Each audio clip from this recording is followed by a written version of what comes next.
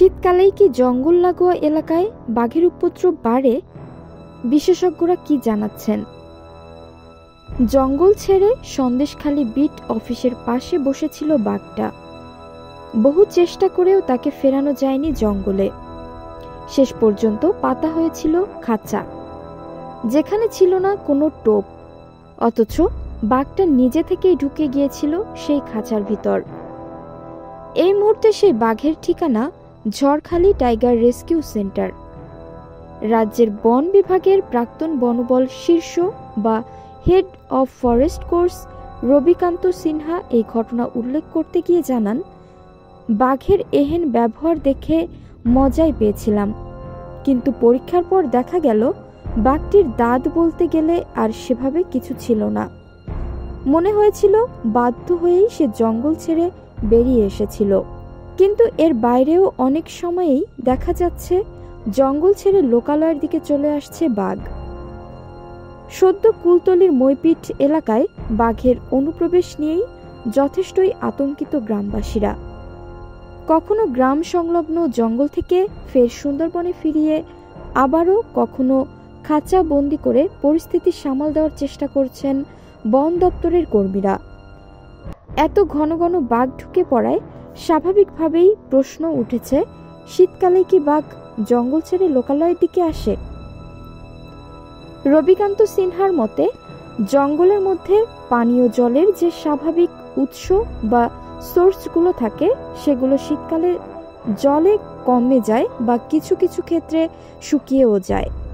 ফলে বাঘের খাদ্য, যেমন হরিণ, শুয়োর বা অন্যান্য প্রাণীরাও জলের খোঁজে দূরে চলে যায়। বাঘ এবার তার শিকারের খোঁজ করতে এক জায়গা থেকে অন্য জায়গায় চলে যায়। সেটা কখনো কখনো জঙ্গলের লাগোয়া কোনো গ্রামও হতে পারে।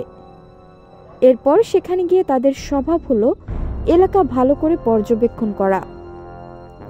সেটা করতে গিয়েই তারা মানুষের চোখে ধরা পড়ে। তবে সুন্দরবন টাইগার রিজার্ভ বা STR এর প্রাক্তন ডিরেক্টর এবং সুন্দরবন বায়োস্ফিয়ারের বর্তমান ডিরেক্টর নীলাঞ্জন চক্রবর্তী এ বিষয়ে বলেন, শীতের সময় একটা ব্রিডিং সিজন বা প্রজননের মরশুম থাকে, যেটার জন্য বাঘ এদিক ওদিক চলে যায়।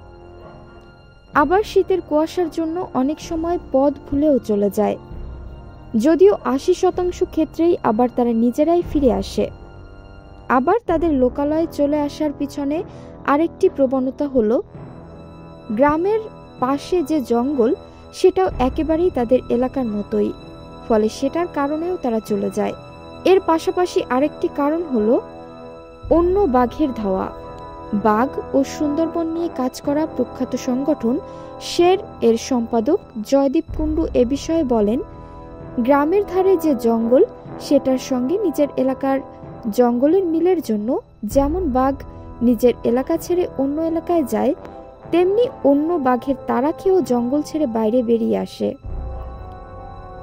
শক্তিশালী কোনো অল্প বয়সী বাঘ যদি তার তুলনায় বয়স্ক ও দুর্বল বাঘকে তাড়া করে, তবে সে বাঁচার জন্য জঙ্গল ছেড়ে বেরিয়ে আসতেই পারে। হ্যাঁ, শীতকাল জঙ্গল লাগোয়া এলাকায় বাঘের উপদ্রব কিছুটা বেড়ে যায়। শীতের সময় বাঘের স্বাভাবিক চলাচল ও খাদ্য সংগ্রহের ধরনে পরিবর্তন আসে। এ সময় জঙ্গলে প্রাকৃতিক খাবারের ঘাটতি দেখা দেয় এবং তাপমাত্রা কম থাকায় বাঘ প্রায় লোকালয়ের কাছাকাছি চলে আসে উষ্ণতার সন্ধানে। শীতকালে দিন ছোট হওয়ার কারণে বাঘ দিনের বেলায়ও সক্রিয় হতে পারে, যা মানুষের জন্য বাড়তি ঝুঁকি তৈরি করে।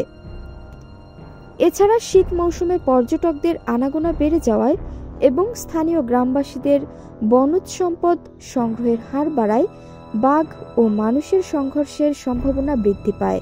এসব কারণে এই সময় বন কর্তৃপক্ষকে অধিক সতর্ক থাকতে হয় এবং জঙ্গলের আশেপাশে নিরাপত্তা ব্যবস্থা জোরদার করতে হয়।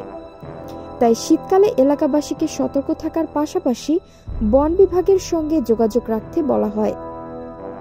শীতের সময় বাঘের উপদ্রব নিয়ন্ত্রণে বন সংরক্ষণ, সচেতনতা বৃদ্ধি এবং পর্যাপ্ত নিরাপত্তা ব্যবস্থা গুরুত্বপূর্ণ।